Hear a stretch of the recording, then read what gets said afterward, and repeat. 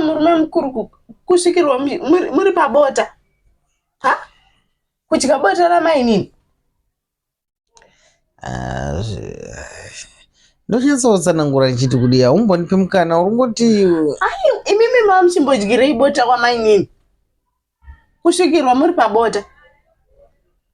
Ungoita shamwari yamai nini yauya panapa ichiti zvoni yakusvikirai muchidya bota kwamai nini. nyaya yebota yatonetsa but iwe unofanira kuzvinzwisisa wewe. Kunzwisisa chiko? Raini rese rakutoziva kubva kumusoro kusvika kuzasi. Ingori murume wenyu anga achidya bota kwamai nini. Murume wenyu aonekwa ari pabota kwamai nini. Nyaya itende kuti zvaonekwa nemunhu makuhwa ona mapiutsi ebhiriazi andirikumwa aya ari kundirwadzisa nenzara. Pandabuda ndichiti ndiende kugadheni makuseni ndanonoka kubva kugadheni